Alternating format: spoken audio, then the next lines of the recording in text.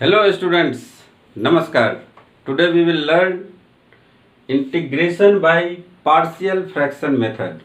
तो partial fraction method हम कैसे अप्लाई करेंगे, जैसा कि आप लोगों को पता है कि तीन तरीके से हम इंटीग्रेशन को सॉल्व करते हैं, किसी भी इंटीग्रल को सॉल्व करते हैं। पहला था सब्स्टिट्यूशन मेथड जो कि हम लोग सीख गए हैं।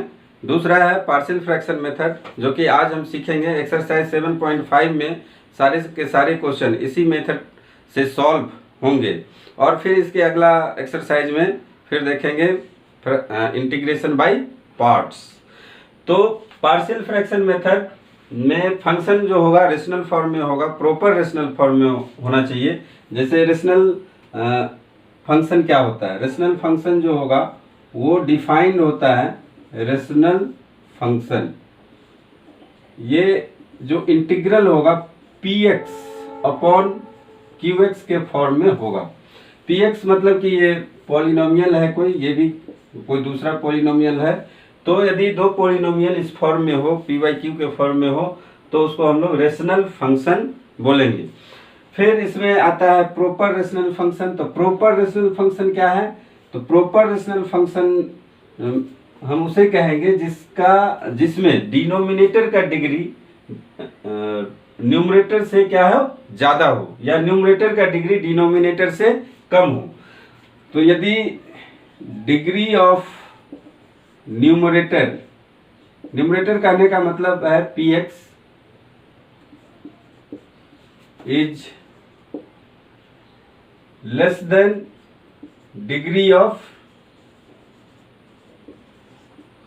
डिनोमिनेटर qx, तो इसको हम लोग proper function, proper rational function बोलेंगे, प्रॉपर रेशनल फंक्शन। और तब इसमें आपको कुछ नहीं करना है, सीधा qx यदि फैक्टराइज है तो फैक्टराइज कर देना है, और यदि फैक्टराइज नहीं है तो उसको फैक्टराइज पहले करना है। उसको हम लोग देखेंगे क्वेश्चन में कैसे करते हैं। उसके बाद यदि degree of px is greater than degree of qx, तो क्या करेंगे, तो फर्स्ट हम इसको रेड्यूस करेंगे प्रॉपर रेशनल फॉर्म में। ये इम्प्रॉपर रेशनल फंक्शन है, इम्प्रॉपर रेशनल फंक्शन। जब इम्प्रॉपर रेशनल फंक्शन होगा यानी degree of px is greater than degree of qx, तो सबसे पहले हमारा काम होगा उसको प्रॉपर रेशनल फॉर्म में या प्रॉपर रेशनल फंक्शन में रेड्यूस करना। तो रेड्यूस कैसे करेंगे, तो हम लोग px को qx से डिवाइड कर देंगे, यानी लॉन्ग डिवीजन मेथड से करेंगे। लॉन्ग डिवीजन मेथड आप लोगों को पता है क्या होगा। तो इफ इम्प्रॉपर रेशनल फंक्शन में है तो उसको हम लोग क्या करते हैं, पहले रेड्यूस करेंगे। If function is improper then it is reduced in proper rational function by long division method। Long division method से आपको इसको क्या करना पड़ेगा, लॉन्ग डिवीजन मेथड करने का मतलब वही है कि px को qx से आपको डिवाइड करना है। px पॉलिनोमियल है, qx भी पॉलिनोमियल है। px का डिग्री क्या है, ग्रेटर है या इक्वल है, तो भी आपको डिवाइड करना पड़ेगा। फिर जब आप डिवाइड करेंगे तो क्या हो जाएगा, px अपॉन qx आपको एक इस फॉर्म में मिलेगा, एक फंक्शन मिलेगा या कांस्टेंट मिलेगा, जो भी मिलेगा, और दूसरा ये आपको मिलेगा rx अपॉन qx। अब आप देखेंगे rx का डिग्री qx के डिग्री से क्या होगा, कम होगा। तो ये तो हुई कैसे हम लोग सॉल्व करेंगे। जब क्वेश्चन आएगा तो आपको एक एक करके सारा चीज पता चल जाएगा कि क्या करना है क्वेश्चन से। तो आइए देखते हैं एक्सरसाइज 7.5। तो एक्सरसाइज सॉल्व करने से पहले हम आपको बता दे रहे हैं कि इस एक्सरसाइज के जो क्वेश्चन होंगे किस फॉर्म में होंगे, यानी रेशनल फंक्शन किस फॉर्म में हो सकते हैं। तो टोटल 5 फॉर्म है, टोटल 5 ही फॉर्म है, 5 यानी कह सकते हैं कि इस एक्सरसाइज के क्वेश्चन जो है 5 टाइप्स के हैं। तो जब इस फॉर्म में हो, number 1 P X plus Q X minus A X minus B, नीचे में हमेशा देखिए फैक्टर के फॉर्म में होगा, ये फैक्टर है X minus A X minus B, यहाँ पे A is not equal to B लिए हैं। तो आपको क्या करना है, इसी चीज को आपको ये लिखना है A upon x minus A plus B upon x minus B. A और बी एक कांस्टेंट है जो कि हमें डिसाइड करना पड़ेगा या फाइंड आउट करना पड़ेगा। कैसे करेंगे वो हम जब क्वेश्चन सॉल्व करेंगे तो आपको पता चल जाएगा कि कैसे सॉल्व होता है। उसी तरह यहाँ पे ये दूसरा फॉर्म है पी एक्स प्लस क्यू, तो है ही एक्स माइनस ए का होल स्क्वायर है, यानी x minus a into x minus a. इसीलिए यहाँ पे बोला गया है कि a is not equal to b, यदि b को a के इक्वल कर देंगे तो ये दोनों सेम हो जाएगा। तो यहाँ पे ये a और b अलग है और यहाँ पे एक ही चीज है, a क्या है, ये भी कांस्टेंट ही है। यहाँ पे स्मॉल a या p और q जो दिख रहा है ये सारे के सारे कांस्टेंट है, यानी कि आपको कोई नंबर होंगे, यहाँ पे p q और a के जगह में नंबर होगा। उसी तरह a और b का वैल्यू भी एक न्यूमेरिकल वैल्यू होगा। तो फर्स्ट फॉर्म ये हो गया, सेकेंड फॉर्म आपका ये हो गया। और यहाँ पे एक चीज और ध्यान दीजिए कि यहाँ पे देख लीजिए x और x को मल्टीप्लाई करेंगे तो एक्स स्क्वायर होगा। तो डिग्री क्या हो गया, डिनोमिनेटर का डिग्री हो गया 2 और न्यूमरेटर का डिग्री क्या है 1। तो यहाँ पे न्यूमरेटर का डिग्री हर केस में क्या है, डिनोमिनेटर से कम है। यहाँ पे लिनियर पॉलिनोमियल है, ये क्वाड्रेटिक पॉलिनोमियल हो गया, फिर से वही चीज है लिनियर क्वाड्रेटिक, ये क्वाड्रेटिक है लेकिन ये क्या हो जाएगा क्यूबिक है। तो इस फॉर्म में जब होगा p x square plus Q x plus r और फैक्टराइज है, यदि फैक्टर के फॉर्म में नहीं है तो आपको पहले फैक्टराइज करना है, इस फॉर्म में लाना है और फिर उसको क्या लिखेंगे हम ए बी सी, 3 फैक्टर है तो हमें 3 अननोन टर्म्स रखने चाहिए और इस फॉर्म में रखने चाहिए, form of the partial fraction, इसी को हम लोग बोलते हैं पार्शियल फ्रैक्शन। यदि 4 फैक्टर है तो और एक कांस्टेंट ऐड होगा d by x minus D जो भी है। उसके बाद 4th नंबर का जो फॉर्म है ये इस फॉर्म में है, ऐसा ही है, यानी a is equal to b हो गया तो ये एक्स माइनस ए का होल स्क्वायर हो जाएगा।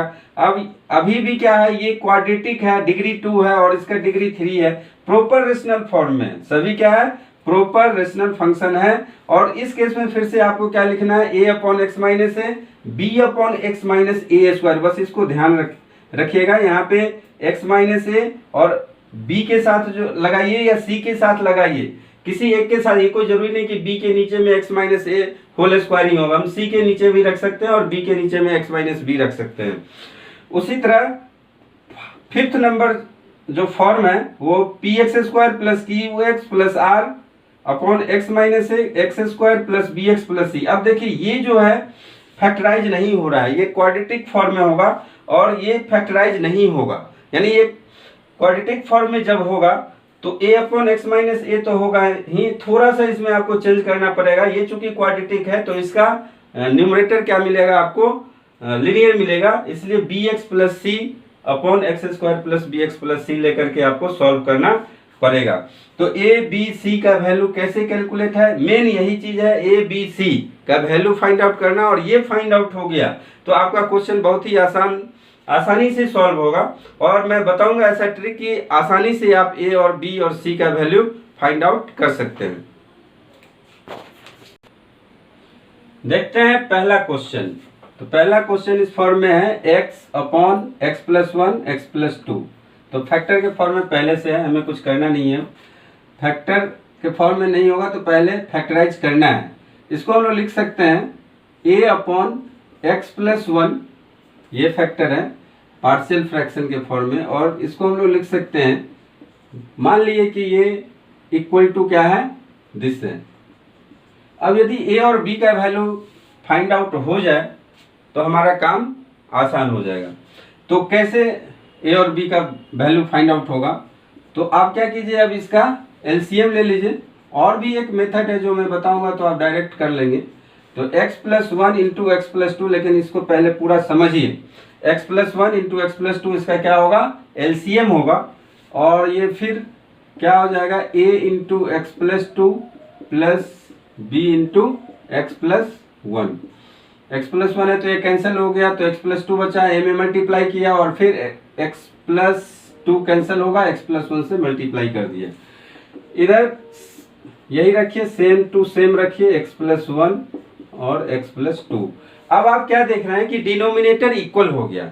डिनोमिनेटर इक्वल हो गया तो लेफ्ट साइड का डिनोमिनेटर और राइट साइड का डिनोमिनेटर एक दूसरे को कैंसिल कर देगा और फिर तब आपको बचेगा x is equal to a x plus two plus B x plus one. और फिर इसको अब आप सॉल्व कर लीजिए। कैसे, तो ए एक्स होगा ये और ये बी एक्स होगा, तो आप a और b को एक साथ कर दीजिए, a प्लस बी एक्स होगा और ये 2a और फिर प्लस b, 2 इंटू ए और b इंटू वन, तो 2a प्लस b, ये एक मिला।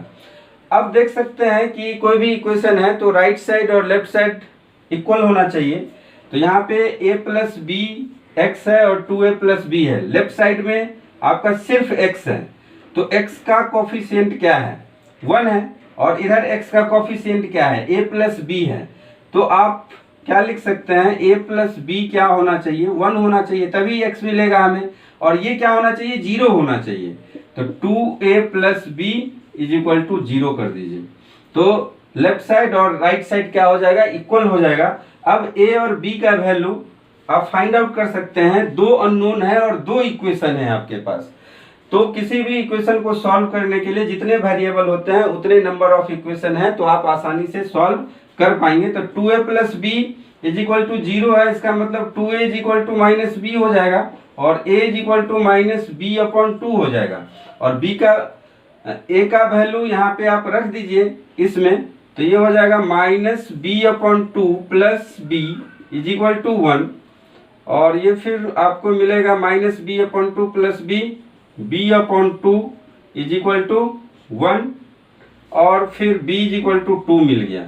b इज इक्वल टू 2 मिल जाएगा तो a कितना मिलेगा, माइनस 2 अपॉन 2 यानी कि 1 मिलेगा। तो a और b यही तो हमें फाइंड आउट करना था, ये हम लोगों ने फाइंड आउट कर लिया। और जब ये काम हो गया तो आपका इंटीग्रेशन क्या होगा, इसी को तो इंटीग्रेट करना है, ये करना है। अब आप इसको कर दीजिए, ये dx लगा दीजिए यहाँ पे और a और b का वैल्यू रख दीजिए। तो a और b का वैल्यू जब रखेंगे तो आपको क्या मिलेगा, मैं साइड में यहाँ पे करता हूँ, ये हो जाएगा आपका 1 माइनस 1 है, माइनस 1 होगा, माइनस 1 अपॉन एक्स प्लस 1 होगा, प्लस ये मिल गया आपको 2 upon x plus 2, 2 upon x plus 2 dx। इसका इंटीग्रेशन तो आपको पता होगा, इसको अलग अलग भी कर सकते हैं। अब आप minus 1 upon x plus 1 dx plus 2 upon x plus 2 dx, और फिर ये हो जाएगा minus log x plus 1 log, ये 1 अपॉन एक्स dx का क्या होता है, लॉग मॉड एक्स, ये होता है इंटीग्रेशन, प्लस सी भी होता है, तो वो तो रहेगा ही हमेशा। उसके बाद ये क्या हो जाएगा, 2 कांस्टेंट है, लॉग एक्स प्लस 2 प्लस सी लगा दीजिए। अब इसको आगे सिंप्लीफाई भी कर सकते हैं या यहाँ पे छोड़ भी सकते हैं, हमारा आंसर मिल चुका है। इसके आगे हमारी मर्जी है, हम करें या ना करें। यदि आपको आंसर मिलाना है एनसीईआरटी से तो आप आगे कर सकते हैं। तो आगे करेंगे तो क्या हो जाएगा, लॉग ये मल्टीप्लाई है तो क्या होता है, पावर में चला जाता है, एक्स प्लस 2 होल स्क्वायर, और माइनस 1 हो जाए, माइनस 1 हो जाएगा तो ये नीचे आ जाएगा एक्स प्लस 1। यही आपका क्या होगा, आंसर होगा। सेकेंड नंबर क्वेश्चन अब देख लीजिए, 1 अपॉन एक्स स्क्वायर माइनस 9, ये फैक्टर के फॉर्म में नहीं है तो इसको फैक्टराइज कीजिए पहले। तो फैक्टराइज करेंगे तो क्या मिलेगा हमें, 1 अपॉन एक्स माइनस 3 मिलेगा, x minus 3 x plus 3, x square minus 9 हो जाएगा। अब क्या करना है, let 1 upon x minus 3 into x plus 3 is equal to a upon x minus three plus b upon x plus three, ये हम मान लेते हैं और a और b का वैल्यू फाइंड आउट कर लेते हैं। तो a और b का वैल्यू कैसे फाइंड आउट करेंगे, तो नेक्स्ट स्टेप देखिए, ये लेफ्ट साइड में हो जाएगा x minus three into x plus three और राइट साइड में क्या होगा, तो इसका एलसीएम लेना होगा। एलसीएम फिर से लीजिए, x minus three into x plus three और ये हो जाएगा a into x plus three plus b into x minus three. अब देख सकते हैं कि लेफ्ट साइड और राइट साइड का डिनोमिनेटर सेम है तो कैंसल आउट हो जाएगा। इसको अब आप लिख सकते हैं 1 is equal to a x plus three और बी एक्स माइनस थ्री। तो क्या हो जाएगा ए एक्स और बी एक्स, तो a plus b into x लिख सकते हैं और ये हो जाएगा 3a माइनस 3b। ये देख सकते हैं, ये मिला। हम क्या बोल रहे हैं कि लेफ्ट साइड और राइट साइड दोनों तरफ टर्म्स सेम होने चाहिए तभी इक्वल होगा। यहाँ पे 1 है लेकिन इधर इतना लंबा चौड़ा है तो इसको हम क्या कर सकते हैं, इधर तो x है ही नहीं, 0x, तो coefficient of x left side में क्या है, 0 है। इसका मतलब a प्लस बी क्या होना चाहिए, 0 होना चाहिए। ये 0 हमने इक्वल कर दिया और 3a माइनस बी की जगह में क्या होना चाहिए, 1 हो। ये 0 हो गया तो ये क्या होगा, 1 होगा, तभी तो इक्वल होगा लेफ्ट साइड और राइट साइड। तो इसलिए आप यहाँ पे कर दीजिए 3a minus 3b is equal to 1। अब यहाँ से दो इक्वेशन, दो वेरिएबल आसानी से सॉल्व होगा। देख लीजिए कैसे, a is equal to minus b लिख सकते हैं। तो यहाँ से इस इक्वेशन में आप रखेंगे a का value minus b minus 3b is equal to 1, तो minus 6b is equal to 1, b is equal to minus 1 upon 6 आपको मिलेगा। b मिल गया तो a भी मिल जाएगा, ये माइनस ऑफ माइनस 1 अपॉन 6, तो ये क्या हो जाएगा 1 अपॉन 6 मिलेगा। अब आपका काम खत्म हो चुका है। अब क्या करना है आपको, यहाँ से इसका इंटीग्रेशन निकालना है। अब आपको इसका इंटीग्रेशन निकालना है, a upon x minus three plus B upon x plus three. तो a का वैल्यू रख दीजिए और b का वैल्यू रख दीजिए। तो a का वैल्यू है 1 अपॉन 6 तो बाहर आ जाएगा। यहाँ पे हम करते हैं, आप देख लीजिए ध्यान से। तो ये जो आपका इंटीग्रल जो चेंज हो जाएगा 1 upon 6 x minus three plus है और b का वैल्यू माइनस है तो यहाँ पे माइनस आ जाएगा, minus 1 upon 6 x plus three dx। ये आ गया 1/6, अलग अलग कर लीजिए। तो ये 1 upon 6 1 upon x minus three dx minus 1 upon 6 1 upon x plus three dx। अब इसका तो आप लोग जानते हैं क्या हो जाएगा, 1 upon 6 log mod of x minus three minus 1 upon 6 log mod of x plus three. ये क्या होगा 1 upon 6 log x minus three upon x plus three mod. लेकिन इतना लंबा करने की जरूरत नहीं है। इस क्वेश्चन को हम बहुत ही आसानी से सॉल्व कर सकते हैं। कैसे, तो आप यहाँ पे ध्यान दीजिएगा, ये एक्स स्क्वायर माइनस 9 है, X minus three into x plus three है। तो हम क्या करते हैं, इसको 1 upon x minus three into x plus three है। इसको हम लोग क्या करेंगे, x plus three minus x minus three, इसका इंटीग्रेशन निकालना है ना, तो हम इसका निकाल लेते हैं। एक्स प्लस थ्री, थोड़ा सा मैनिपुलेशन करने के बाद आपको आ जाएगा ये एक्स माइनस थ्री और इंटू एक्स प्लस थ्री होगा। हमने क्या किया है, एक्स प्लस थ्री जो बड़ा फैक्टर्स है उसमें से स्मॉलर फैक्टर को माइनस कर दिया है न्यूमरेटर में। तो यहाँ पे हमें तो कोई फर्क नहीं पड़ेगा, एक्स और एक्स तो कैंसिल हो गया, लेकिन बच गया हमारा 6। 3 माइनस माइनस क्या होता है प्लस, तो 3 प्लस 3 6 हो जाएगा। तो इसको आपको 1 अपॉन 6 से डिवाइड भी करना पड़ेगा। तो कोई फर्क नहीं है, ये और इसमें कोई अंतर नहीं है। आप देख लीजिए, x से x कैंसिल और 3 प्लस 3 6 और 6 से 6 कैंसिल, तो 1 ही बचेगा। तो ये करने से फायदा क्या होगा, अब बताइए। अब आपको साफ नजर आ रहा होगा कि फायदा है क्या। तो ये 1/6 तो रहेगा। और जब इसको हम लोग पार्शियल फ्रैक्शन में लिखेंगे तो x+3 और x+3 कैंसिल हो जाएगा, क्या बचेगा 1/x-3 और माइनस, जब x-3 और x-3 कैंसिल होगा तो क्या बचेगा x+3 × dx। तो आपको देख लीजिए a और b आपको कैलकुलेट करना ही नहीं पड़ा, आपको डायरेक्ट इस फॉर्म में आ गया 1/6x-3 माइनस 1/6x+3 dx, और फिर आप आसानी से इसको कर सकते हैं। देखिए थर्ड नंबर क्वेश्चन में 3 फैक्टर्स है डिनोमिनेटर में, 3 फैक्टर्स डिनोमिनेटर में है तो 3 अननोन होंगे। तो आपको क्या मानना पड़ेगा, let 3x-1 upon this is equal to a upon x-1 plus b upon x-2 plus c upon x-3। तो 3 फैक्टर्स हैं तो 3 अननोन आ गए, यानी a b c, यानी आपको 3 इक्वेशन चाहिए सॉल्व करने के लिए। a b और c का वैल्यू, यदि 3 अननोन टर्म्स हैं तो 3 इक्वेशन आपको चाहिए। और 3 इक्वेशन को जब आप सॉल्व करेंगे थोड़ा सा लेंदी होगा, लेकिन हम उस लेंदी प्रोसेस में नहीं जाएंगे, आपको मैं एक और भी प्रोसेस बताऊंगा जिससे कि आप बहुत ही आसानी से इसको सॉल्व कर लेंगे। तो यहाँ पे पहला स्टेप तो वही है कि आप इधर एलसीएम ले लीजिए, वो लेना ही पड़ेगा। 3x-1 upon x-1 x-2 x-3, और जब आप इसको एलसीएम लेंगे तो आपको पता होगा कि ये हो जाएगा x-1 x-2 और x-3। तो x-1 यहाँ पे कैंसल आउट होगा, बचेगा ये 2 फैक्टर, क्या x-2 x-3 इंटू a। फिर b के साथ जो है ऑपरेशन करेंगे तो x-2 कैंसिल हो जाएगा, x-1 और x-3 बचेगा, x-1 x-3 इंटू b।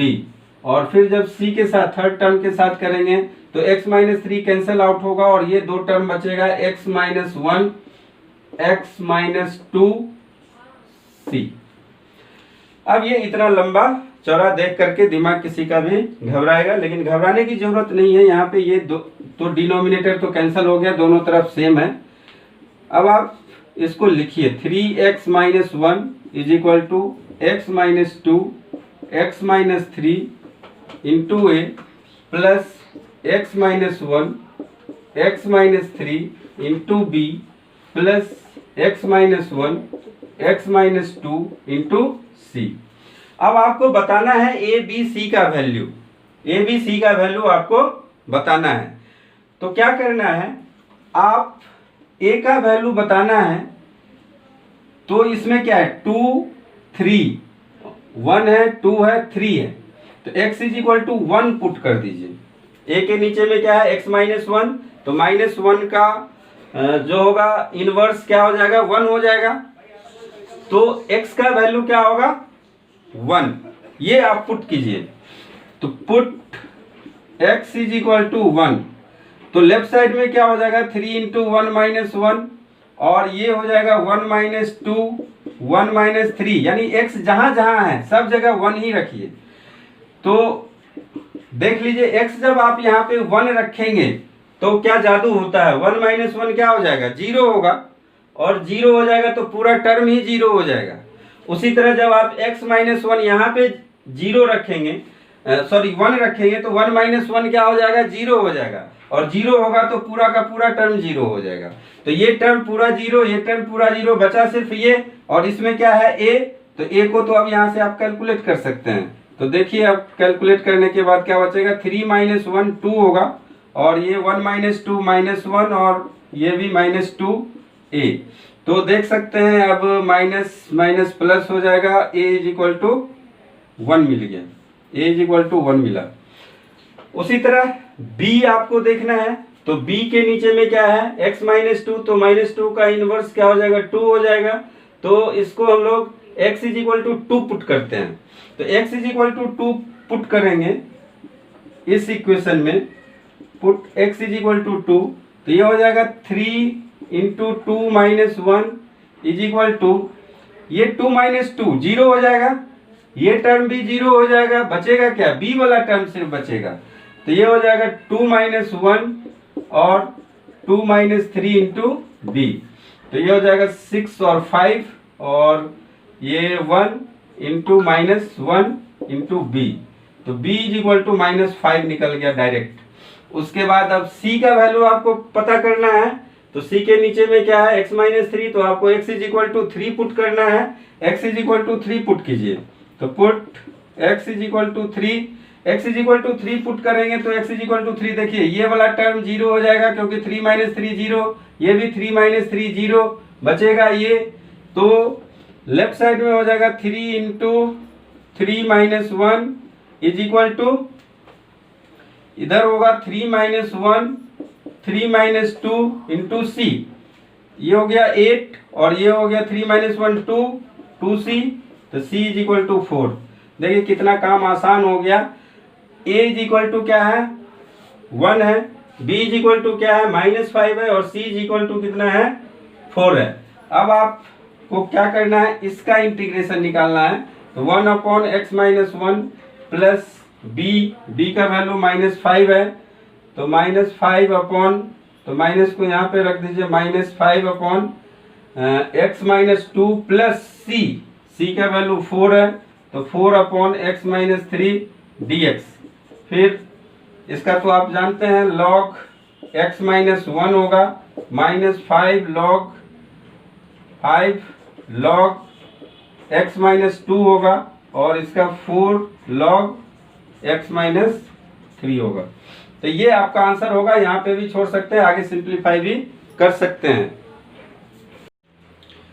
देखिए थर्ड के जैसा ये फोर्थ नंबर, इसको भी हम लोग 3 फैक्टर्स हैं, तो 3 अननोन होगा, a upon x minus 1 plus b upon x minus 2 plus c upon x minus 3, ये मिल गया। फिर से अब आप क्या कीजिए, एलसीएम ले लीजिए, तो ये टर्म कैंसिल हो जाएगा। इसको हम लोग यदि प्रैक्टिस हो जाता है तो इस स्टेप को क्या करते हैं, स्किप करते हैं, लेकिन अभी हम नहीं कर रहे हैं। x माइनस 1 एक्स माइनस 2 और x माइनस 3 रहेगा। ये कैंसिल आउट कैसे होता है, यहाँ से जब आप एलसीएम लेंगे तो लेफ्ट साइड और राइट साइड का डिनोमिनेटर सेम हो जाता है। फिर यहाँ पे LCM x minus 1 x minus 2 X minus 3 आ गया, इसके साथ ऑपरेशन जब करेंगे तो x minus 1 x minus 1 cancel out, x minus 2 X minus 3 बचेगा। तो ये आप लिखिए x minus 2 into x minus 3 into a। Similarly आप करते जाइए, x माइनस 2 को छोड़ देंगे, यहाँ पे क्या बचेगा, x minus 1 x minus 3 into B plus c upon x minus 3 है, तो x माइनस 3 को हटा देंगे, x minus 1 x minus 2 into C, ये हो गया। अब देख लीजिए डिनोमिनेटर कैंसिल हो गया, तो ये जो आपका इक्वेशन है इस फॉर्म में आया, x is equal to X minus 2 X minus 3 a plus X minus 1 x minus 3 into B plus X minus 1 x minus 2 into C. अब आप देख सकते हैं, फिर से वही टेक्निक हम लोग लगाएंगे। Put x is equal to a का वैल्यू निकालने के लिए आपको क्या रखना है, a अपॉन एक्स माइनस 1 है, तो x का वैल्यू 1 रख दीजिए। x का वैल्यू जब आप 1 रखेंगे तो ये 0, ये भी 0, यानी टोटल टर्म ये दोनों b और c वाला क्या होगा, 0 होगा।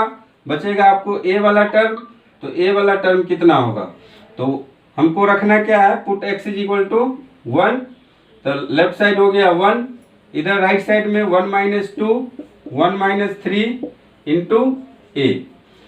अब इसको देख लीजिए कितना है, 1 is equal to -1 into -2 into a, तो -1 इंटू -2 प्लस 2, तो यहाँ से a इज इक्वल टू निकल गया 1 अपॉन 2।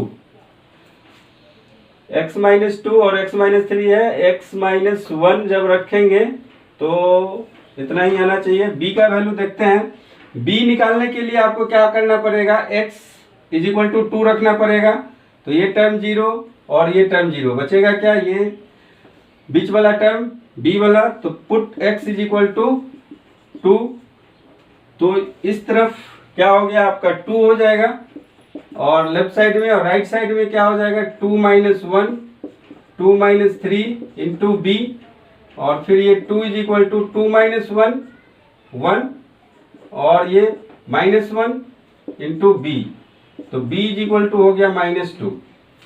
और फिर c का वैल्यू कैलकुलेट करने के लिए आपको क्या करना पड़ेगा, x - 3 है तो x = 3 रखिए, पुट x = 3, तो x = 3 रखेंगे तो ये 3 हो गया लेफ्ट साइड में यहाँ पे, और ये दोनों टर्म 0, ये बचेगा 3 - 1 3 - 2 इंटू सी, फिर 3 = हो जाएगा 2 इंटू 1 सी, c = 3/2। एक बार चेक करते हैं ए बी सी का वैल्यू सही है या नहीं है।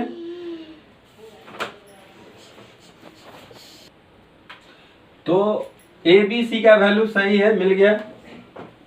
अब यहाँ पे क्या करेंगे, पुट करेंगे, तो ये आपका इंटीग्रेशन इसका क्या हो जाएगा, x/(x - 1 x - 2 x - 3 dx। ये आपको एक्चुअल में इसका निकालना है, a/(x - 1 plus b/(x - 2 plus c/(x - 3), और ये क्या हो जाएगा dx। अब ए बी सी का ए और बी और सी तो मिल गया आपको, तो ये आप हाफ यहाँ पे रख सकते हैं 1/2। बी का वैल्यू है आपका -2, तो यहाँ पे -2 लगा दीजिए, और सी का वैल्यू है 3/2, तो यहाँ पे 3/2 लिख दीजिए।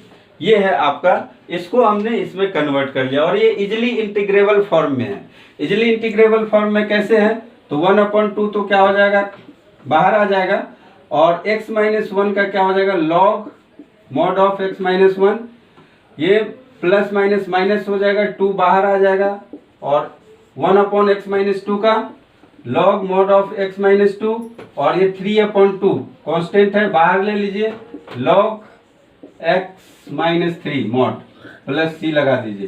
तो ये आपका इंटीग्रेशन होगा इस फंक्शन का। 5th नंबर क्वेश्चन में कुछ नहीं है, सेम ही है, हम लोग बहुत किए हैं, सिर्फ ये क्या है, फैक्टराइज नहीं है, तो इसको फैक्टराइज कर दीजिए। x² plus 2x plus x plus 2 लिखिए, किसको, डिनोमिनेटर को, x² प्लस 3x प्लस 2 क्या हो जाएगा, ये हो जाएगा। उसको फैक्टराइज करेंगे तो x यहाँ पे कॉमन हो जाएगा, x plus 2 plus 1 x plus 2, तो ये मिल गया आपको x plus 1 into x plus 2। अब आप आसानी से कर सकते हैं इसको, 2x/x प्लस 1 और x प्लस 2, ये बहुत ही आसान हो गया, 2 3 4 के जैसा ही है ये। आप इसको अब कर लेंगे, कैसे करते हैं, मेथड हम लोग बता चुके हैं, हो जाएगा, बस इसको आपको फैक्टराइज कर देना है यदि नहीं है। इस नंबर को, 6 नंबर को देखिए, क्या है ये, कुछ नजर आ रहा है, ये नजर आ रहा है कि इसका डिग्री और इसका डिग्री सेम है, और ये जब डिग्री सेम है तो हम क्या बताएं, पहले डिवाइड करना है, पहले p को q से डिवाइड करना है, या न्यूमरेटर को डिनोमिनेटर से डिवाइड करना है। तो ये आपका आ गया कितना, 1 - x² अपॉन लिख सकते हैं -2x² प्लस x, ये होगा -2x² प्लस x, और उसी तरह एक अरेंज करके लिखने से ज़्यादा डिवीजन में अच्छा रहेगा, हमें गलती नहीं होगी। -x² प्लस 1 भी लिख सकते हैं, यानी इसको डिग्री दोनों का सेम है, डिग्री सेम है तो इसको डिवाइड करना ही पड़ेगा प्रॉपर फ्रैक्शन में बदलने के लिए।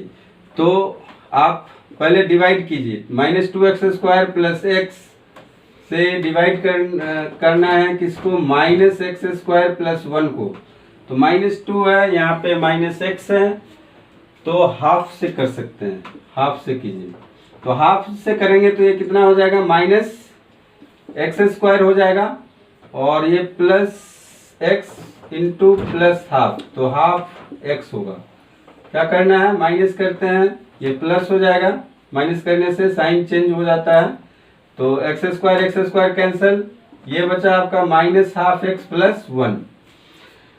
तो ये जो फॉर्म है, इसको अब आप क्या लिखेंगे, 1 - x² upon x into 1 minus 2x को लिख सकते हैं हाफ प्लस ये माइनस हाफ x प्लस 1, जो रिमाइंडर बचा divided by minus 2x square plus x, जो डिवाइजर है ये हो जाएगा minus 2x square plus x, यानी कि आपको लिखना है x इंटू 1 माइनस 2x। अब इसको इंटीग्रेट करना है,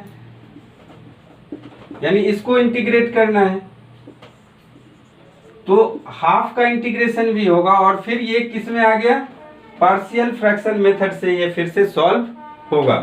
तो ये क्या हो जाएगा आपका हाफ x हो जाएगा, और फिर इसको मान लीजिए I1 है, तो I1 कैलकुलेट कैसे करेंगे, I1 is equal to minus half x plus 1 upon x into 1 minus 2x। तो इसको आप मान लीजिए क्या, लेट ये हो जाएगा a upon x plus b upon 1 minus 2x। तो फिर से उसी मेथड में चला गया, जैसे हम बताते a और b का वैल्यू निकालिए, यहाँ पे रख दीजिए और उसको इंटीग्रेट कीजिए, एक एक्स्ट्रा ये आपको हाफ x आपको ऐड करना पड़ेगा। तो इस तरीके से 5 और 6 सॉल्व हो गया। देखते हैं आगे का क्वेश्चन। 7 नंबर देखिए, यहाँ पे डिनोमिनेटर में क्वाड्रेटिक फॉर्म है, इसको अब आप फैक्टराइज नहीं कर सकते हैं। तो फैक्टराइज नहीं कर सकते हैं तो कौन सा फॉर्म लगाएंगे पार्शियल फ्रैक्शन का, तो इसको हम लोग मान लेंगे a अपॉन एक्स माइनस 1, तो रहने दीजिए ये फैक्टर है। दूसरा फैक्टर यदि क्वाड्रेटिक है तो ऊपर लीनियर होना चाहिए, bx plus c upon x square plus 1।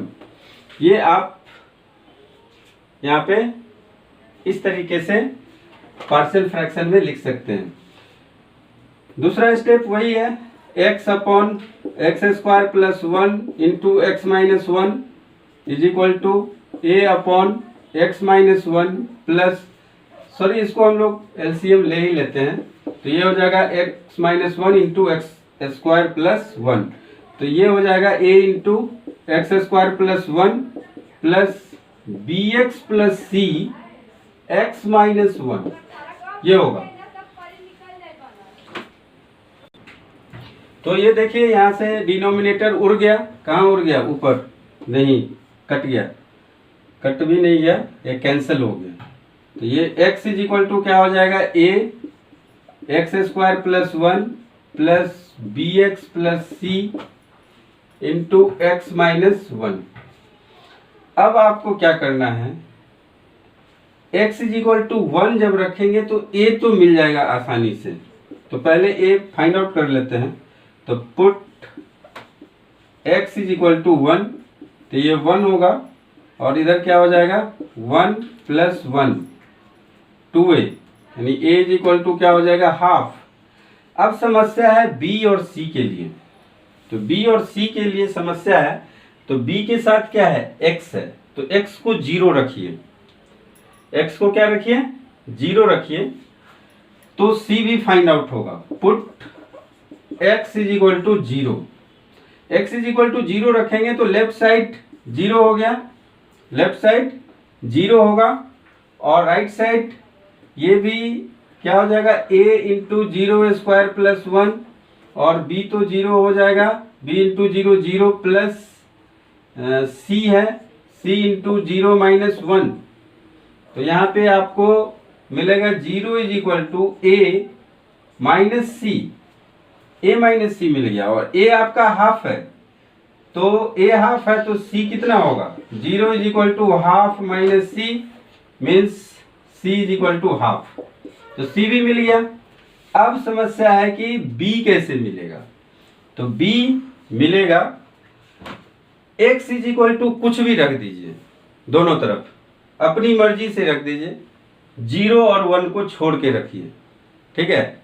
0 और 1 को छोड़ के जब रखेंगे, मान लीजिए हम 2 रखते हैं, तो यहाँ पे x लेफ्ट साइड क्या होगा 2 रखेंगे, और राइट साइड में हो जाएगा a 2 square plus 1 plus b into 2 plus c, और ये हो जाएगा 2 माइनस 1। तो देख लीजिए ये 2 हो गया, ए कितना हो जाएगा 2² + 1 5a और ये हो जाएगा 2b + c 2b + a 1 हो गया तो 2b + c। अब देख लिए आपके पास a भी है आपके पास c भी है तो b कैलकुलेट होगा कि नहीं होगा, तो ये आप b कैलकुलेट कर लीजिए कितना होगा और फिर यहाँ पे रख दीजिए, आपका सॉल्यूशन मिल जाएगा।